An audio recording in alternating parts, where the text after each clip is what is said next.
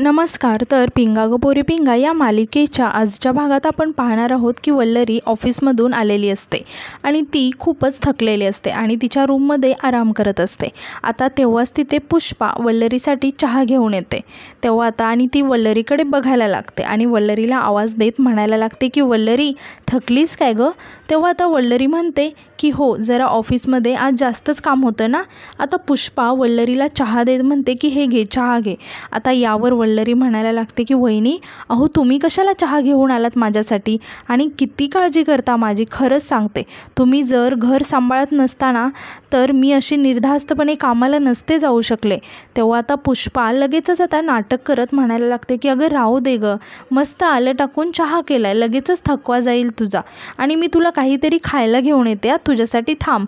आता वल्लरी यावर त्यांना थांबवत म्हणते की वहिनी बसा बघू आधी तुम्ही इथे, असं म्हणून ती त्यांना जबरदस्तीने बसायला सांगते आणि म्हणायला लागते की काय सारखं काम करायचं, जरा शांतपणे बसा. जाऊबाई आल्या तुमच्या तर मस्त गप्पा मारत बसा. माझ्याशी दिवसभर काम करून दमला असाल ना, कसा गेला आजचा दिवस. यावर आता पुष्पा म्हणायला लागते की अगं कशाला दमते, आपल्या माणसाचं करायला कोणी दमतं का. तेव्हा आता वल्लरी खूपच कौतुकाने पुष्पाकडे बघायला लागते. यावर आता पुष्पा म्हणते की बरं तू सांग, तुझा दिवस कसा गेला आणि काही नवीन केस वगैरे आली आहे का. तेव्हा आता वल्लरी म्हणायला लागते की हो, तशा केसेस तर खूपच येतात, पण मी ठरवले वहिनी की सिलेक्टिव्ह राहायचं. मनाने सांगितलं पाहिजे की वल्लरीबाई ही केस घे, मग ती केस घ्यायची. आता पुष्पा थोडीशी विचारात पडते आणि वल्लरीला म्हणायला लागते की वल्लरी, तू किती क्लिअर आहे गं तुझ्या आयुष्यात आणि इथे मी, असं म्हणून ती थोडीशी नाराज होते. तेव्हा आता वल्लरी आश्चर्याने पुष्पाकडे बघायला लागते आणि विचारायला लागते की काय झालं, काही घडलंय का. तेव्हा आता पुष्पा वल्लरीला काहीतरी सांगणार तितक्यातच आता मनोज वल्लरीला आवाज देत तिथे येतो. आता मनोजला बघून वल्लरी विचारायला लागते की अहो तुम्ही इतक्या लवकर, आणि म्हणायला लागते की थांबा मी तुमच्यासाठी चहा नाश्ता घेऊन येते.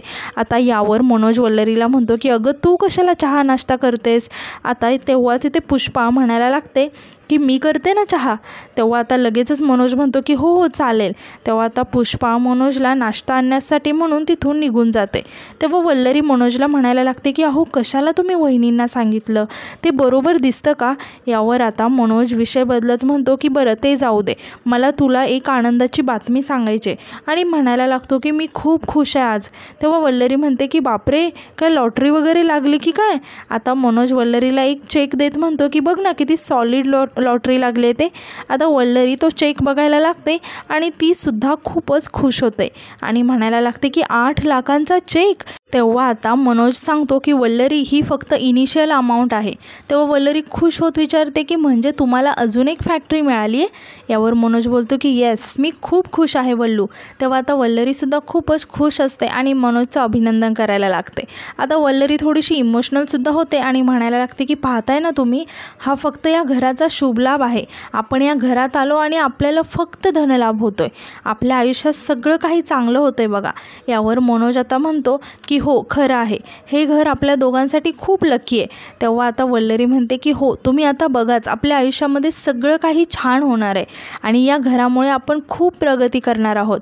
आता हे सगळं पुष्पाने चोरून ऐकलेलं असतं आणि तिला या दोघांचा खूपच राग आलेला असतो. आता ती स्वतःशीच म्हणते की सावकाश घे वल्लरी, सावकाश घे, अजून थोडेच दिवस. तुला काय वाटलं गं, तू माझ्या बहिणीसोबत सोहमसोबत जे काही केलंस ते विसरलीस काय.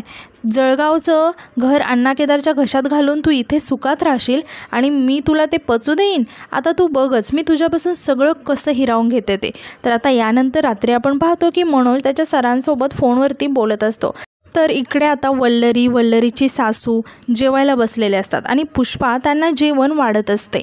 आता वल्लरी मनोजला आवाज द्यायला लागते की अहो येताय ना जेवायला, सगळे वाट पाहत आहेत तुमची. तेव्हा आता लगेचच मनोज हो आलो असं म्हणून सर्वांसोबत जेवायला बसतो. आता वल्लरी पुष्पाला म्हणायला लागते की वहिनी तुम्हीसुद्धा बसा ना आता जेवायला. तेव्हा पुष्पा म्हणते की नाही अगं, ते बाहेर गेलेत ना, ते आले की आम्ही दोघे बसू जेवायला, तुम्ही घ्या ना जेवून. आता वल्लरी जेवता मनोजला सांगायला लागते की तुम्हाला सांगायचं राहिलं, ते डॉक्टर दीक्षित आले होते. केस संदर्भात त्यांना काहीतरी माहिती हवी होती. यावर मनोज विचारतो की अच्छा, काय म्हणत होते? तेव्हा वल्लरी सांगते की काय नाही, केस संदर्भात माहिती घेतली आणि गेले. आता अचानकच वल्लरीची सासू ओरडायला लागते. तेव्हा आता सर्वजण घाबरून तिच्याकडे बघायला लागतात आणि विचारायला लागतात की काय झालं. तेव्हा आता ती वल्लरीची सासू सांगते की काही नाही, ते गाल चावला. तेव्हा आता मनोज आणि पुष्पा तिघेही त्यांना सावकाश खायला सांगतात आणि आता ते सर्वजण परत जेवायला लागतात. आता वल्लरीची सासू मनोज आणि वल्लरी दोघांकडेही बघायला लागते आणि म्हणायला लागते की मन्या, वल्लरी, आता तुमच्या सगळ्या इच्छा पूर्ण झाल्या. मला खूप आनंद याचा. आता थोडासा माझ्यासुद्धा आनंदाचा विचार करा ना. आणि मनोज आता वल्लरी आणि मनोज एकमेकांकडे बघायला लागतात. आता वल्लरी आश्चर्याने तिच्या सासूला विचारायला लागते की काय झालं सासूबाई, काय हवं आहे का तुम्हाला? तेव्हा वल्लरीची सासू म्हणते की मला काही नको आहे गं, पण आता कसं आपलं घर भरलं, सगळ्यांचं चांगलं सुरू आहे, तर घरात खेळण्यासाठी मला नातवंड पाहिजे, म्हणजे कसं घराचं गोकुळ होऊन जाईल गं. आता हे ऐकून मनोज आणि वल्लरी एकमेकांकडे बघायला लागतात.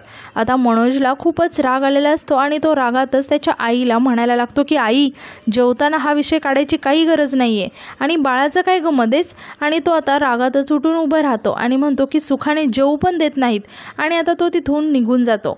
आता पुष्पा लगेचच वल्लरीच्या सासूला म्हणजेच इंदुताईला विचारायला लागते की काय हो आई, जेवताना विषय काढायची काही गरज होती का? भरल्या ताटावरून उठून गेले ना भाऊजी. आणि म्हणते की वल्लरीला सुद्धा वाईट वाटलं ना बिचारीला.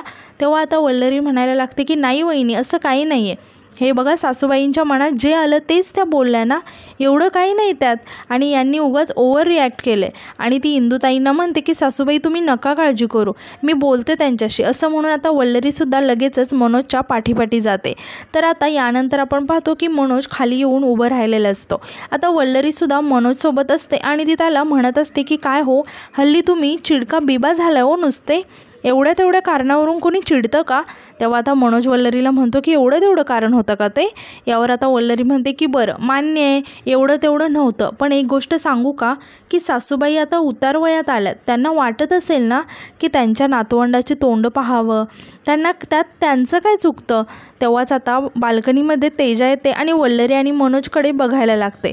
तर इकडे वल्लरी आता मनोजला म्हणते की महेंद्रदादांचं बाळ गेलं, संगीता वहिनी गेल्या आणि त्यानंतर पप्पा गेले, त्यांना नक्कीच एकटं वाटत असणार आहे, आणि या सगळ्यात आता त्या आपल्याकडून अपेक्षा ठेवणार नाही तर कुणाकडून ठेवणार?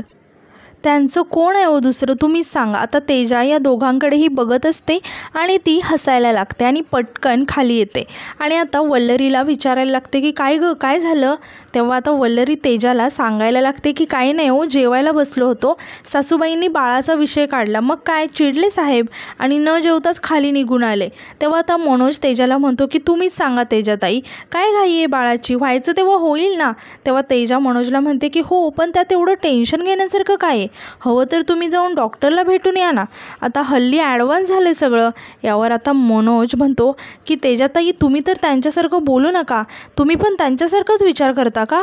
आता तेव्हा तेजा खूप आश्चर्याने मनोजकडे बघायला लागते.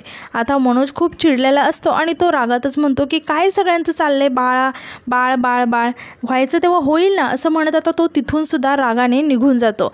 आता वल्लरी आणि तेजा दोघेही शॉक होऊन मनोजकडे बघतच असतात. आता वल्लरी तेजाला म्हणते की सॉरी तेजाताई, यांच्या वतीने मी सॉरी म्हणते, आणि परत विचारत पडते आणि मनातच म्हणते की बाळाचा विषय काढल्यावरती हे एवढे का चिडले असतील. तर आता यानंतर आपण पाहतो की मनोज अजूनही नाराजच असतो. तेव्हा आता वल्लरी त्याला म्हणायला लागते की अजून राग गेला नाही का? यावर आता मनोज काहीच उत्तर देत नाही. तेव्हा आता वल्लरी मनोजला म्हणायला लागते की अहो, लग्न झाले म्हटल्यावर लोक असा विचार करणारच ना, गुड न्यूजची अपेक्षा करणारच आपल्याकडून. तेव्हा आता मनोज वल्लरीचा हात हातात घेत म्हणतो की वल्लू, अगं तुला समजत नाही आहे मला नेमकं काय म्हणायचं आहे ते. तेव्हा वल्लरी म्हणते की हे बघा, मला सगळं काही समजते, आज कधी नाही ते तुम्ही तेजाताईंवर सुद्धा चिडला, त्यांची काय चूक होती या सगळ्यात? त्या तर आपल्याला चांगलंच सांगत होत्या ना. तेव्हा आता मनोज म्हणतो की काय चांगलं सांगत होत्या, डॉक्टरांकडे जा म्हणून, आणि म्हणायला लागतो की हे बघ वल्लू, अगं आत्ता कुठे तुझं वकिली जम बसतोय, करिअर होतं आहे, नाव होतं आहे, आणि बाळाचं काय गंमतच. तेव्हा आता वल्लरी मनोजला म्हणायला लागते की एक गोष्ट सांगू का तुम्हाला, मलासुद्धा असं वाटतं की आपल्याला बाळ व्हायला हवं, कारण मला बाळ हवं आहे. तेव्हा आता मनोज टेन्शनमध्ये येत म्हणतो की वल्लरी, अगं तू काय बोलतेस, तू नंतरच्या सगळ्या गोष्टींचा विचार केला आहेस का? यावर वल्लरी म्हणते की मी नंतरच्या सगळ्या गोष्टींचा विचार केला आहे, आणि तुम्हाला एक सांगू का, पुष्पा वहिनी आणि सासूबाई असताना मला कसलंच टेन्शन नाही आणि मी तुम्हाला खात्री देते की ते बाळ तुमच्या आणि माझ्या वाट्याला पण येणार नाही, एवढं प्रेम करतील त्या दोघीजणी त्याच्यावर. तेव्हा आता मनोज लगेचच म्हणायला लागतो की सॉरी, पण मला आत्ता बाळाचा विचार नाही करायचा आहे. आता हे ऐकून वल्लरीला खूपच वाईट वाटतं आणि ती म्हणायला लागते की का नाही करू शकत बाळाचा विचार. यावर मनोज काहीच उत्तर देत नाही. तेव्हा वल्लरी म्हणते की तुम्हाला माहिती आहे, असं म्हणतात की जगातली सगळी सुखं एकीकडे आणि आईवडील व्हायचं सुख एकीकडे. तेव्हा आता मनोज म्हणतो की वल्लरी, हे बघ, या सगळ्या कल्पनेतल्या गोष्टी आहेत, मला वास्तवात जगायला आवडतं आणि आपलं वास्तव्य हेच आहे की आपण आत्ता बाळाचा विचार नाही करायचा आहे, बस. तेव्हा आता वल्लरी मनोजला म्हणते की हो का, मग मला एक गोंडस बाळ असायला हवं होतं, असं कोणी लिहिलं होतं डायरीमध्ये. यावर आता मनोज काहीच बोलत नाही. आता वल्लरी मनोजला म्हणते की सांगा ना, काय झालं तुम्हाला, काही बोलायचं आहे का, काही शेअर करायचं आहे का, तुम्हाला काही घडलं आहे का.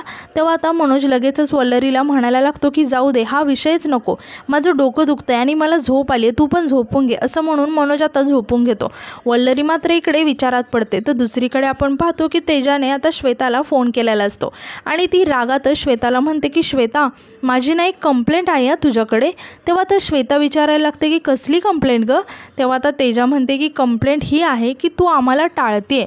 यावर आता श्वेता म्हणते की काय गं तेजा, असं काही नाही आहे, हे तुला पण चांगलंच माहिती आहे. यावर तेजा म्हणते की हो का, नाही मला नाही वाटत, हे तुला आठवणच येत नाही आहे आमची. म्हणजे बघ ना, आधी पण तुझे गाण्याचे क्लासेस चालूच होते, तेव्हा एवढी बिझी नसायचीच गं तू, मग आता काय झालं अचानक. तेव्हा आता श्वेता म्हणते की अगं बाई, येते गं सारखी आठवण, येते तुमची सगळ्यांची, आणि तुझी जरा जास्तच येते बघ.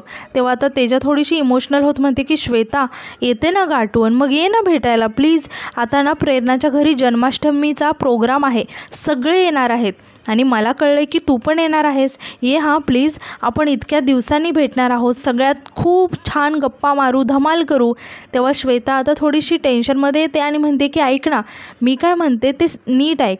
त्या दिवशी ना माझा गाण्याचा क्लासमध्ये एक इव्हेंट आहे आणि मला अख्खा दिवस तिथेच थांबावं लागणार आहे बघ, मी नाही येऊ शकणार गं खरंच. तेव्हा आता हे ऐकून तेजाला जरा रागच येतो आणि ती म्हणायला लागते की तू खरं सांग, तू काय अवॉर्ड का करतेस आम्हाला, काय प्रॉब्लेम आहे का तुझा नक्की.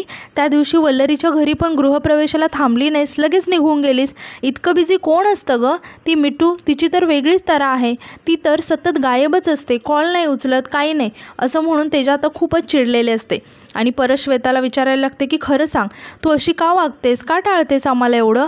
यावर श्वेता म्हणायला लागते की अगं मी कशाला टाळू, आणि परत म्हणते की ऐक ना, आता जरा मला अर्जंट काम आहे, मी तुझ्याशी बोलते नंतर. असं म्हणून आता श्वेता फोन ठेवून देते. आता तेजा स्वतःशीच म्हणते की काम करा, बिझी राहा, आम्हीच काय ते रिकामटेकडे. तर इकडे आता श्वेतासुद्धा थोडीशी टेन्शनमध्ये आलेली असते आणि ती विचारात पडते. तितक्यात आता श्वेताचा नवरा तिथे येतो आणि श्वेताच्या खांद्यावर हात ठेवत तिला म्हणायला लागतो की श्वेता. तेव्हा श्वेता आता लगेचच घाबरत पाठीमागे बघायला लागते आणि पटकन उठून उभी राहत तिच्या नवऱ्याला विचारायला लागते की तुम्ही कधी आलात. तेव्हा आता श्वेताचा नवरा रागातच तिला विचारायला लागतो की इतक्या रात्री कुणाशी बोलत होतीस तू. यावर श्वेता खूप घाबरते आणि अडखळतच सांगायला लागते की तेजाचा कॉल होता, गोकुळ अष्टमीच्या कार्यक्रमासाठी बोलवत होते ते. तेव्हा श्वेताचा नवरा रागातच तिच्या हातातून फोन खेचून घेतो आणि विचारायला लागतो की मग इतकी का घाबरलीस तू. तेव्हा श्वेता म्हणायला लागते की नाही, मी का घाबरू, मी नाही घाबरले. यावर आता श्वेताचा नवरा म्हणतो की माझा तुझ्यावर पूर्णपणे विश्वास आहे, रिलॅक्स, गंमत करत होतो मी.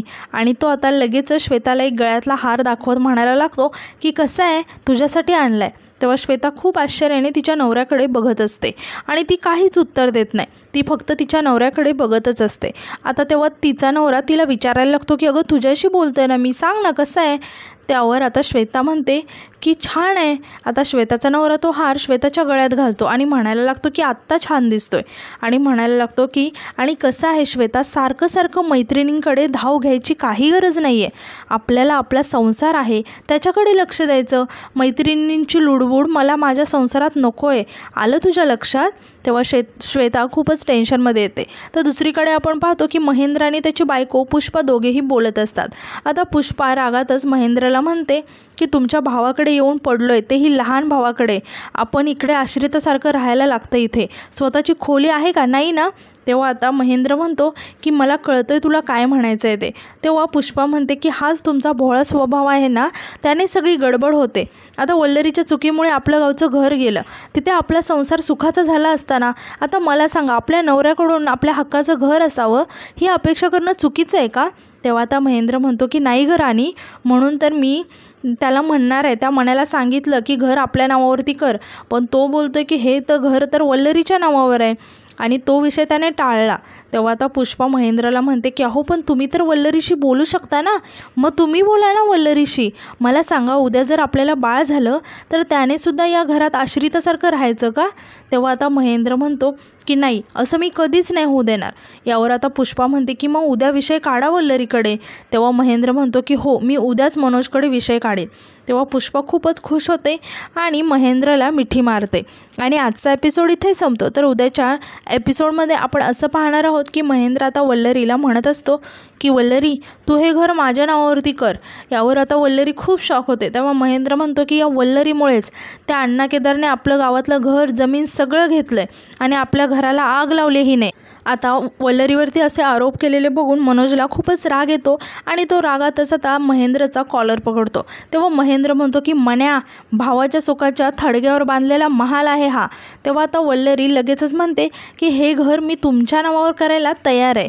तेव्हा सगळेच खूप शॉक होऊन वल्लरीकडे बघायला लागतात आणि आजचा एपिसोड इथे संपतो. तर आजचा एपिसोड तुम्हाला कसा वाटला हे कमेंटमध्ये नक्की सांगा आणि उद्याच्या नवीन एपिसोडसाठी आपल्या चॅनलला सबस्क्राईब करा.